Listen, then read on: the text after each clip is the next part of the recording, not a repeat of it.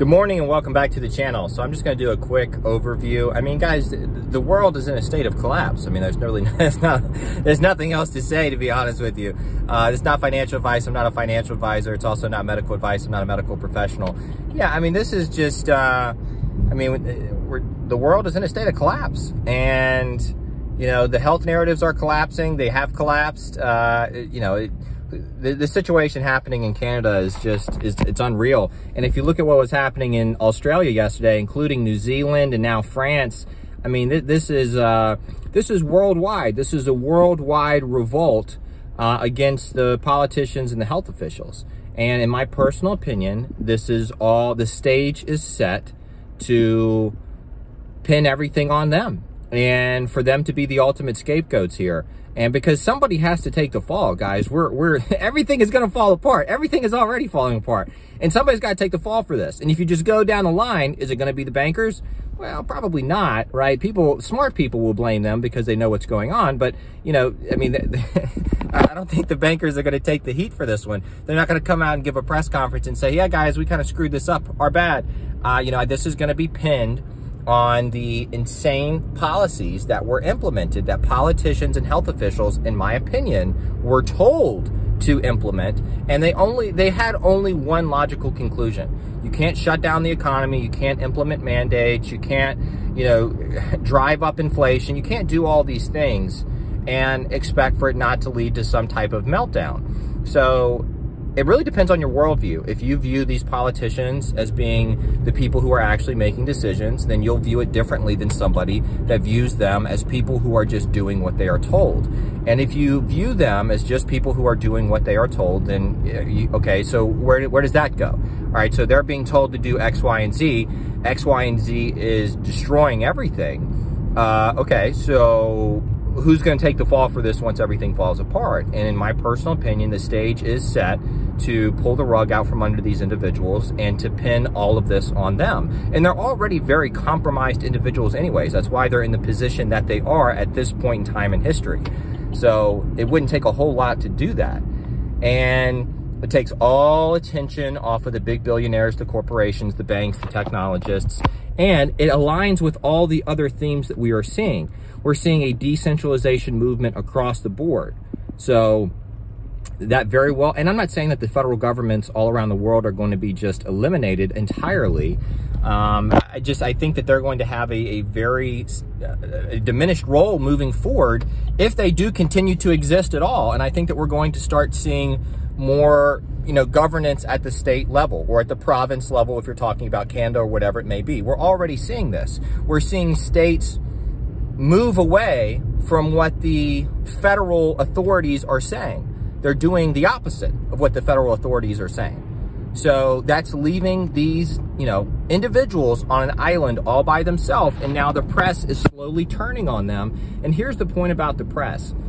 They're not going to turn 100% overnight. They do it incrementally. That's why I said like 2 months ago, like the press is signaling that something is coming because of the way that they were covering how the Colorado governor bucked on everything. Even how, the Michigan governor said, yeah, we're not going to implement these mandates right now. This would just destroy our economy. The fact that the Southwest and the American Airlines CEO came out and said, yeah, we're not, masks on planes doesn't really make sense. The press covered them in a very fair light. They didn't call them conspiracy theorists. So I was like, okay, well, they're telling us that things are going to start changing. And that's what they're telling us right now, too. But they can't completely change overnight. They can't go from 100% pushing the narrative for 2 years straight. And then one day they just say, actually, it's the exact opposite of what we were saying. And it was the people who we were calling conspiracy theorists, they were actually right. They can't do that overnight. It has to be a gradual, incremental process. And so it's just, that's what's happening right now. They're normalizing the new narratives, and, they're normalizing, the fact that all of these policies were misguided and that they have led to a total meltdown of everything, of society, of the economy, of our currencies, of discourse, of everything. So that's kind of where we stand right now. And, the situation happening with Russia, Ukraine, the U.S., guys, you know, this just doesn't make a whole lot of sense. I'm not saying that something isn't going to come out of it. I think that they'll do anything, guys. I mean, these are the end times, right? So this is the end of the world as we know it, right? That's gonna be the title of my video. And this is the end of the old world and the beginning of the new world. And this is a transitionary period. It will take place over a year, 2 years, 3 years, 5 years, but it's moving very quickly. And that's kind of where we stand. The situation with Russia, it has a lot of other implications in regards to the petrodollar, in regards to, you know, potentially Russia and China moving away from the SWIFT system, potentially moving towards more of a Bitcoin standard. There's a lot of different ins and outs here. This could also see a conflict, and Greg Mannarino made this point yesterday, which is a really good point, was that any type of conflict that happens, or a perceived conflict, gives the central bankers a green light to print to infinity. They have to find more reasons to continue to print. And, you know, with my original thought process that there is going to be a rug pull on the politicians and the public health officials, that would also give them a reason to print into infinity, while all the attention is on those individuals who've been thrown under the bus. So there's just a lot of different things playing out right here. But again, you just go back to the two trends: the continued implementation and adoption of the new system, of the new technology, of all the new narratives, and the continued delegitimization of centralized federal authority, and the continued devaluation of fiat currencies. And so it's just, all these things are playing, just follow the trends. What they want to do is they want people focusing on isolated incidents that they push out. The Fed is going to have an emergency meeting on Monday, blah, blah, blah. You know, they're going to talk about possibly raising rates, and they want you to just forget about the previous 6 to 12 months and everything that we've seen and the trends that we know exist. And they want you to focus on isolated incidents, because that allows them to control the narrative and allows them to have people changing their mind on everything every other day. Now, I do believe that if enough new evidence is presented, that, you know, it's worth reevaluating where you stand on things. But once something is shown to be a trend over a long period of time that aligns with numerous other themes that are playing out, I mean, you could expect that to continue. Like, you could expect it to continue, that the rapid implementation of the new system will continue. You could also expect to see the continuation of the delegitimization of government, of these public health officials, and of their policies.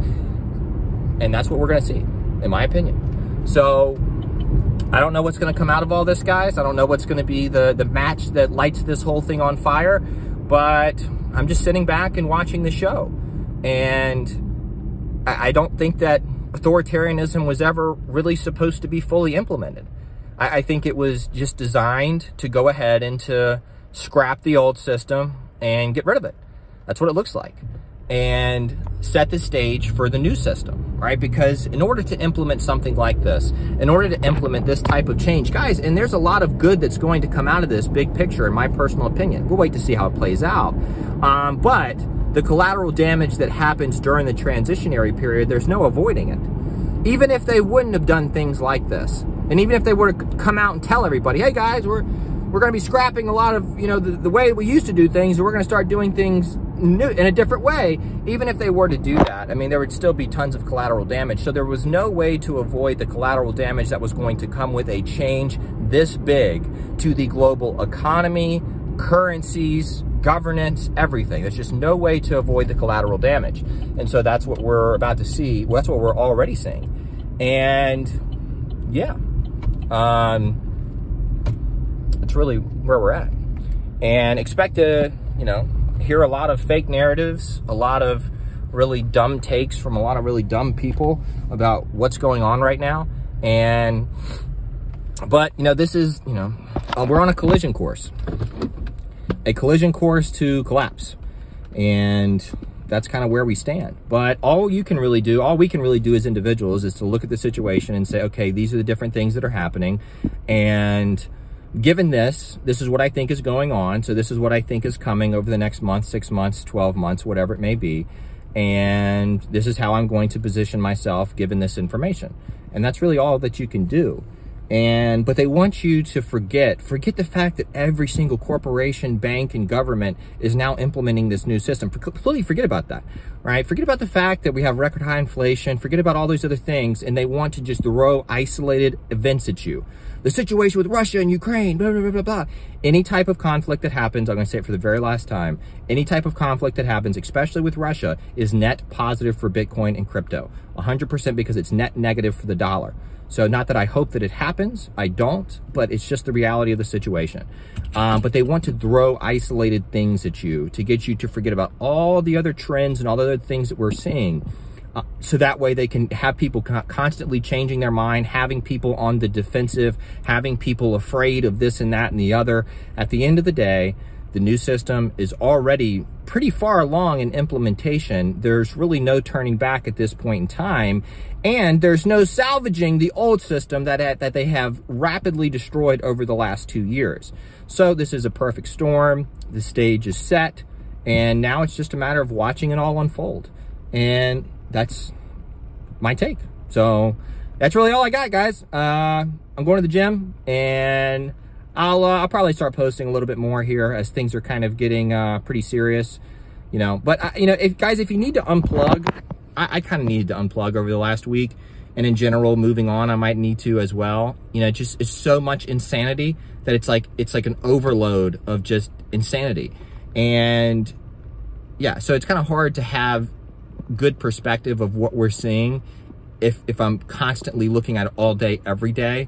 And because it starts to, you know, crazy things that are not normal start to become normalized when you see that all day, every day.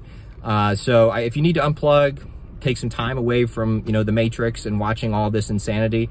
But yeah, this is we're watching history unfold right now. That's what we're watching history unfold. And the old world is done, man. There's no salvaging it. It's not coming back. Nobody's going to jump in and you know, say, hey, it's over and we're moving to the new world. And how long that takes is however long it takes. But that's what's happening. And I don't think anything can stop it at this point in time. Short of an asteroid hitting the Earth, I don't think anything stops it at this point. So that's all I got. Take care. Have a good day. And if big things happen over the next day or two, I'll post an update accordingly. So, but we'll see how this plays out. Stick with the winners. Not financial advice. Stick with the winners. Dollar cost average. Never panic sell. The road to success is laid out perfectly. If you're paying attention, you know what's going on. You know, it's just crazy that the percentage of people that know what's going on is so small, given all the information is publicly available. It's insane. It's insane. Okay, that's it. Take care. Have a good day. I'll see you in the next video.